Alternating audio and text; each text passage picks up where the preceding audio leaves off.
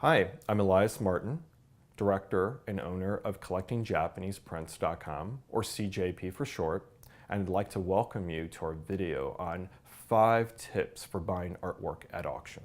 Tip number 1, get as much information as possible. Now, this goes without saying. Of course, you'd like to get as much information as possible, but it's important to know what kind of information you can actually get. For works of art that are framed and under glass, you could actually request a condition report of the print when it's removed from the frame. About 80% of the time, auction houses do actually remove artwork from the frames.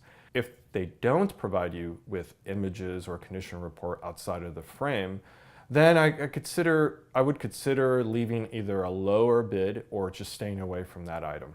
Tip number 2, ask for the artwork's history or provenance. All artwork has its own unique history, and it's really important to know if the particular work of art you're interested in was part of an important collection. If it was part of an important collection, then the price or its value could be higher. But it's also important to know how a print was stored, where it came from, and all of those things can increase the value, or at least at the very least, it could give you a sense of the condition of the work. If it's a work that came from Japan and it was framed, chances are that it has foxing and toning, and you'll probably have to have those issues addressed. Another important point to take in mind is there's a lot of artwork that has been passed around either from one collector to another or a dealer to another. And perhaps those dealers or collectors may have had work done to that work of art. I recommend buying artwork that's fresh to market or from a dealer that has a history of it being well preserved. And when you're buying at auction, you just never know what the history of the work of art has experienced. So asking those important questions will give you a better sense of the artwork's history and its condition and value. Tip number 3, bid live. When I started bidding at auction houses, I would leave absentee bids, and the next day I would check to see if I won, and often I did, but I won with my top bid.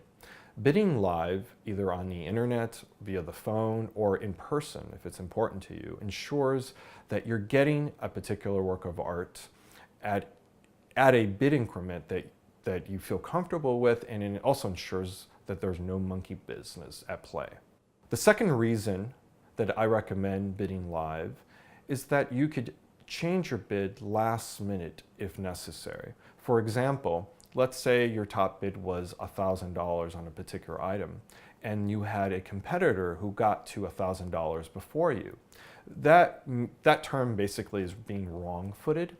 And so to avoid being wrong-footed and getting the item for the next additional bid, you could decide to bid right there and then. And that extra bid might actually just push it in your favor. Tip number 4, buyer's premium. Often buyers are interested in a particular work of art and get attached to it and bid accordingly to their top bid, but they forget that the auction house attaches a buyer's premium to every lot.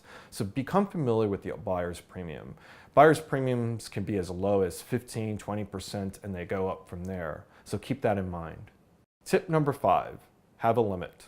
The nature of auctions themselves tend to create emotional responses in buyers. So what I recommend is having a limit on a particular item from the beginning. You certainly want to do some research on the item that you're interested in and understand the market conditions for it, but you want to stick to your top limits. I'd say you want to give yourself maybe a bid or two above that, but I don't recommend going beyond that.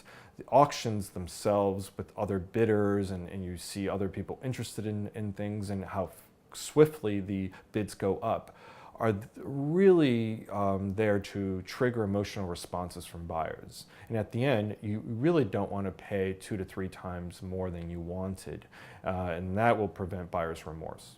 Thanks for joining me and our 5 tips for buying at auction. I encourage you to visit our website, CollectingJapanesePrints.com, or look at our other videos for topics on collecting prints and paintings. Thanks again.